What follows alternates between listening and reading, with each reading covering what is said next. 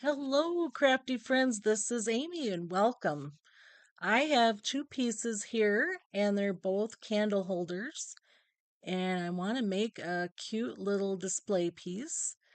And when you're going to put pieces like this together, the good glue to use is this E6000, and it only costs like $3, $4 for a container of that, and it lasts a long time. So I put that on there and let it dry, and overnight is best. And now I really want that paint to stick. And so I'm going to put some rubbing alcohol on it just to make sure we're cleaning off any dust or grime or oil. Okay, and then I'm just going to get my chalk paint out and I'm going to give it one coat and I'm going to let that dry. And the part that you're not going to see is I have some shellac and I sprayed it and let that dry. And now I am doing the second coat of the chalk paint. Now I put the shellac on there so it can, um, have a good adhesion to that first coat and things won't flake off. And so I'm hoping that that'll keep it really nice. This is some brown wax. I'm just going to put this on. I had a little brush and I was just going to put that try and get it in the cracks and everything. And I just did my best. I kind of wanted it to look a little grungy. And when I got done, I believe it did. So with the wax, you want to wipe that off. And then I actually had this special sandpaper. It's meant for this kind of chalk painting stuff. And so I was just trying to buff it a little bit and smooth it out. And then with that, I just had a wipe and I wiped it off to get all this little sand off, or you know what I mean. Clean it all up. Okay, well, now it's time to decorate. I'm like, oh, this is cute. It even looks like a little mushroom. But this is what I had in mind. I picked up this cloche a couple of years ago, and isn't that just fun when you can have a couple different pieces and they just fit together so nice? So this is my vision for this, and we're going to make a little nest. I picked up this little bird at a store I was at. I was like, I know exactly what I'm going to do with him. So I'm just kind of playing with things, putting them in there and just seeing. When I got done, I ended up taking some of that green, like the greenery out of there because it was just too full. So, do what feels best for you and what you think. And this is what I came up with. I just thought it was adorable. What a cute little spring arrangement. And the fun thing is, you can pull that cloche off and put something else there. You could even use it as a candle holder. Well, that was a lot of fun. I enjoyed making that craft. Let's keep going on DIY number two. So, this I found at another thrift store, and I wanted to give it a good wash. And I also, it came with this lid, and this is just the looks of it here. Everything's been dried up, and so again, I'm going to do a nice cleaning with the rubbing alcohol. Once that was dry, I'm using that same chalk paint and just going to put one coat on it and let it dry. And while that was drying, I decided to work with the lid. And it's this old oak yellowish color. And all I did was I took that same brown that I was using, it's a wax, and I thought, just going to try it and kind of stain this. It turned out great. I'm loving that wax. That just works so nice. Apply it and kind of buff it off. And here's the other side. And I couldn't remove that handle. I was going to take it off and then put it back on, but it would have broke it. So I just left it. So here I'm outside with the shellac and I'm just going to give it a nice coat. And one coat was enough. I just let it dry out there and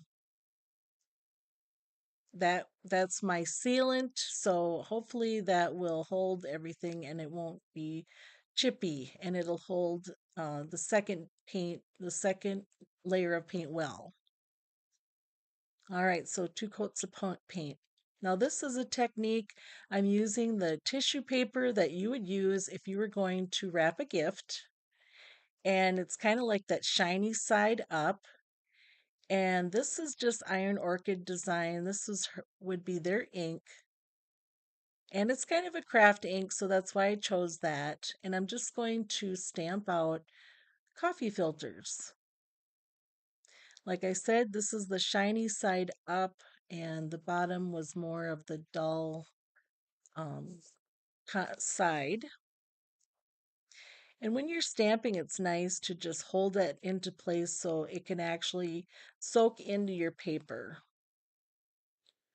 So I wanted a little design under it, and I was hoping that this would work out. And when I got done with it, you'll see it didn't stamp out very well. Sometimes you can put something like a foam underneath, and that'll help it with the stamping. And I still wasn't happy with it. I had re-stamped it, but in the end I ended up just tearing it off and just keeping that coffee cup because that to me turned out so cute. Now this is a really fun technique to use because you can put anything on there. If you can stamp it, it can go on there. And easy, you just apply Mod Podge to your surface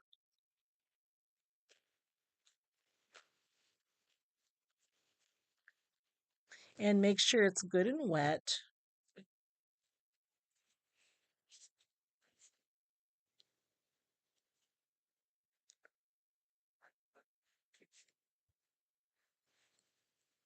And then I did rip the edges because the ripped edge um, will be less evident than if you were to cut it. And so just put that down and apply the Mod Podge, and it lays really nice.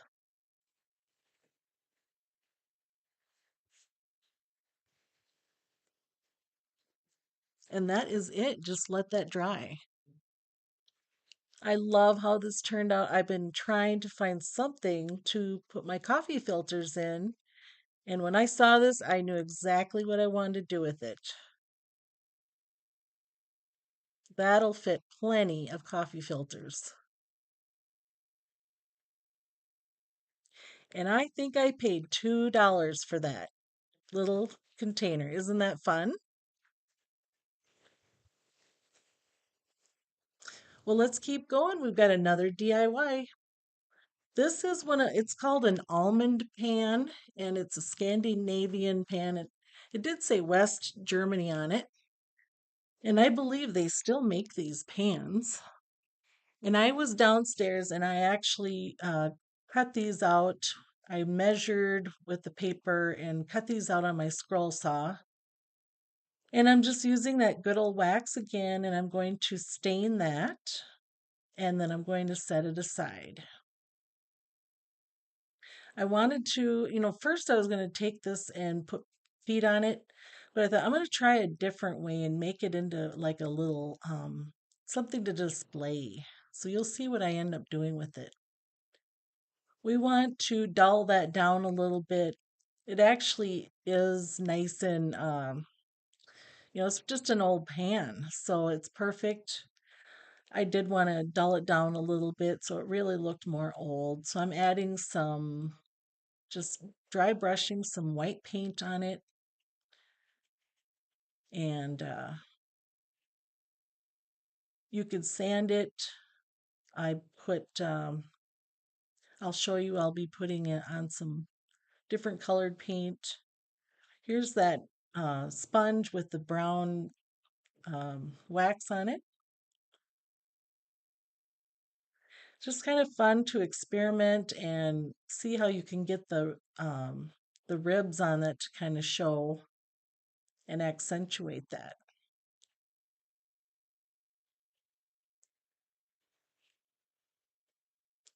Now, this was my concern is how do I get this to stand up? And so I actually just took some Jenga blocks and kind of worked with it and glued that together and set it aside for a little bit.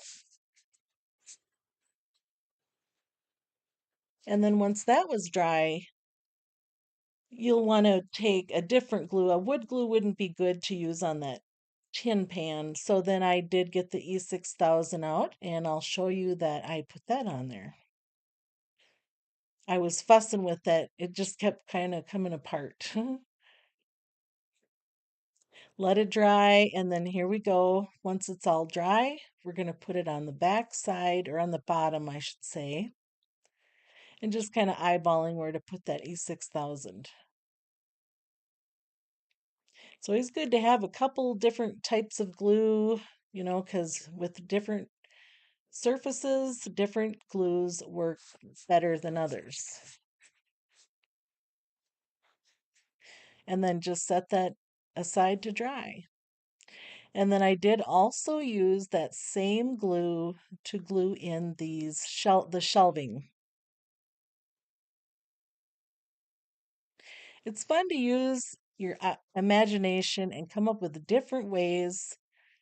If you look at a tray like this, what else could you do with it besides making it like this, or a tray to put pretty things in, lay it on its back, flat.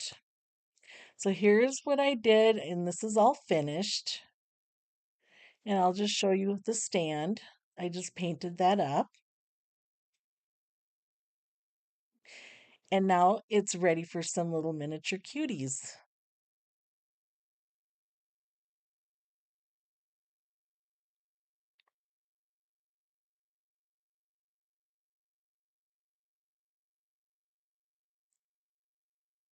Isn't that cute with a little chicken?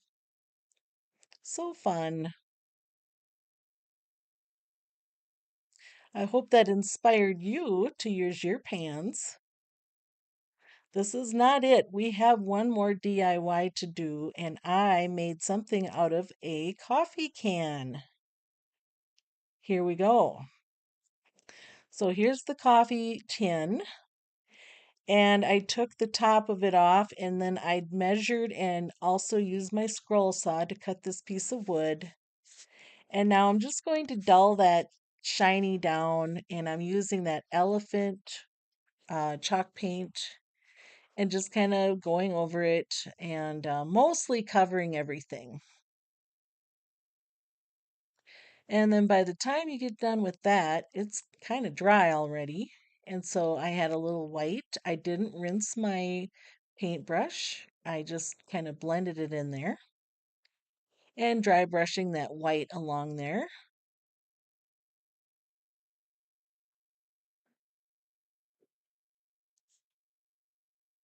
There's a lot of ways you can make things look old and rusty. This is kind of one of them.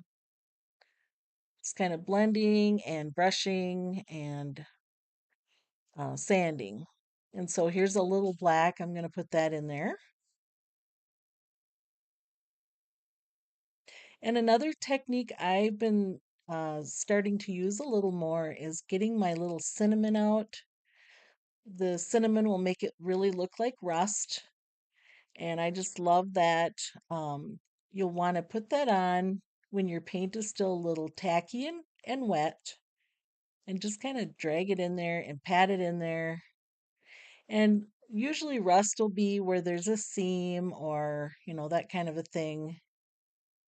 Just have fun with it.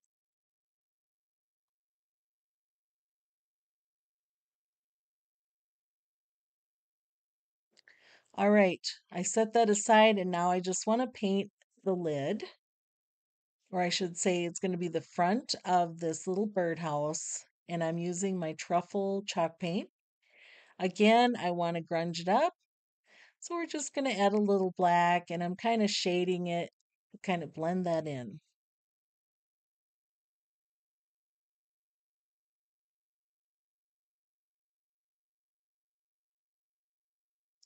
I noticed too with this, it always is good to have a good set of paintbrushes. A few is great, but one of them was like the uh, bristles were coming out. I was like, well, this is not going to work because I was frustrated with that. So I tossed it. It's worth spending a little extra to get a good brush that you can use over and over again. Now, see where I put that cinnamon? It just looks so nice and rusty. I love it. What a cool look. All right, and here's my little dowel. I want to get that in there, and that's going to get glued with that wood glue. When you're gluing wood to wood, it's always good to use wood glue. It makes it really, really strong. And so things are dry now, and I just wanted to put a little word on there. And so I'm just going to use these stickers. I wasn't sure how sticky that was, how well that would stick. So I just put some of this glue stick on it. And then I wanted to grunge it a little bit, and I had the gray wax. Maybe paint would have been a little better, but I didn't want to like wreck it. And so just kind of putting the word nest on there and kind of grunging that up.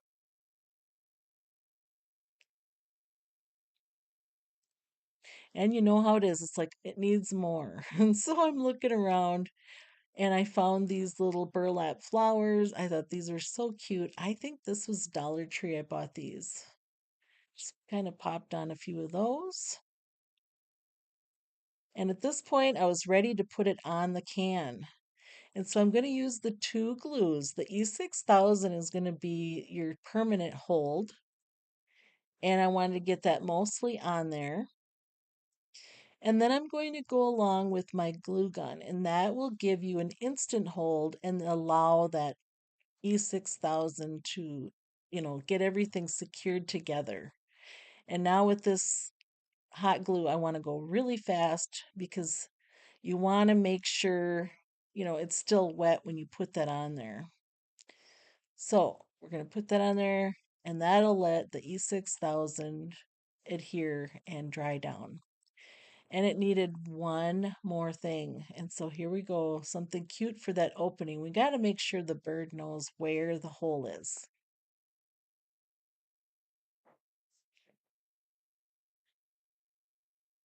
And grunge it up, of course.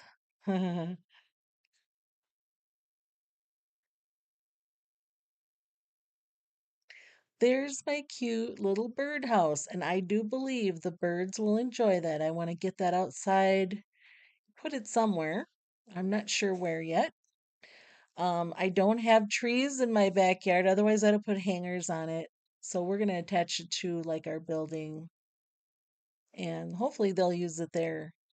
Thank you, my friends. I appreciate it. Would you please give me a like on this video if you liked it? It helps my channel grow. And I will see you on the next video. Take care. Bye bye.